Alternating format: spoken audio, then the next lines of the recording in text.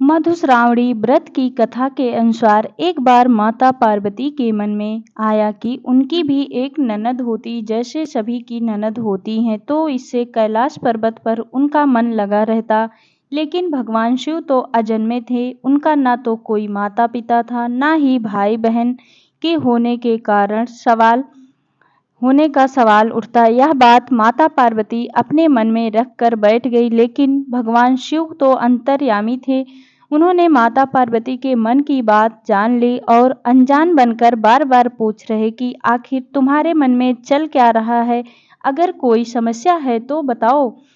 बार बार भगवान शिव के पूछे जाने पर माता पार्वती ने कह दिया कि काश जैसे सबकी ननद होती हैं वैसे मेरी भी ननद होती तो उनके साथ हंसी मजाक करती, जिससे उनका मन भी लगा रहता। भगवान शिव ने कहा कि ननद तो तुम्हारी आ जाएगी, लेकिन क्या तुम ननद के साथ रिश्ता निभा पाओगी?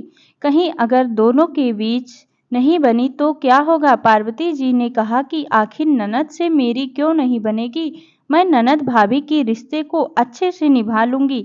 फिर क्या था, भगवान शिव ने अपनी माया से एक देवी को उत्पन्न कर दिया। भगवान शिव ने जिस देवी को उत्पन्न किया वह देखने में काफी मोटी थी और उनके पैरों में बड़ी बड़ी मोटी दरारें थी। भगवान शिव ने कहा कि यह तुम्हारी ननद है और इनका नाम असावरी देवी है। पार्वती जी अपनी ननद को देखकर बहुत खुश हुईं और झटपट से अपनी ननद असावरी देवी की सेवा करने लग गईं। असावरी देवी पहले स्नान करके आईं और भोजन मांगने लगीं। तभी पार्वती जी ने भोजन परोस दिया। देखते देखते असावरी देवी भंडार में जो भी था सब कुछ खा गई। माँ पार्वती और भगवान शिव के लिए कुछ बचा ही नहीं था। यह देखकर पार्वती जी दुखी हो गई। पार्वती जी ने फिर अपनी ननद को पहनने के लिए नए वस्त्र दिए, तो असावरी देवी के लिए उनके वस्त्र छोटे पड़ गए। क्योंकि असावरी देवी मोटी थी, पार्वती जी परेशान हो गई। उनको तो ऐसी ननद चाहिए थी जिनके साथ वह हंसी मजाक कर सके।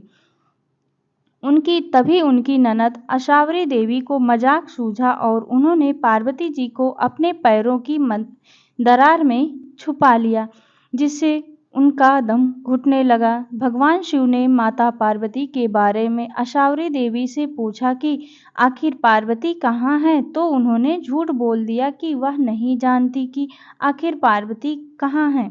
पार्वती जी चाहती तो आ जाती, लेकिन ननद की ठिठोली समझकर वह उन दरारों में बैठी रहीं। जब असावरी देवी की बात सुनी तो भगवान शिव को क्रोध आ गया और कहा कि कहीं ये तुम्हारी बदमाशी तो नहीं। तब असावरी देवी हंसने लगी और जमीन पर पांव पटक दिया, जिसकी वजह से पैरों की दरार से मां पार्वती देवी बाहर निकल आईं। पार्वती जी अपनी ननद की हरकतों से परेशान हो गई और भगवान शिव से कहा कि आप जल्दी से ननद को ससुराल भेज दीजिए, मुझसे बहुत बड़ी गलती हो गई। ननद की चाह रखकर भगवान शिव ने असावरी देवी को कैलाश से विदा कर दिया। भगवान शिव ने कहा कि पार्वती जी, यह तो मेरी माया थी, आप में संतुष्टि का भाव खत्म हो रहा था, जिसकी वजह से मैंने यह माया रची। लेकिन तभी से संसार में ननद भाभी का रिश्ते में नोक झोंक की परंपरा शुरू हो गई। तो दोस्तों, आपको यह कहानी सुनकर कैसा लगा कमेंट करके ज़रूर बताइएगा, और अच्छी लगी हो तो प्लीज़ चैनल को सब्सक्राइब ज़रूर कर लीजिएगा। मिलते हैं एक और नई कहानी के साथ, तब तक के लिए बहुत बहुत धन्यवाद दोस्तों।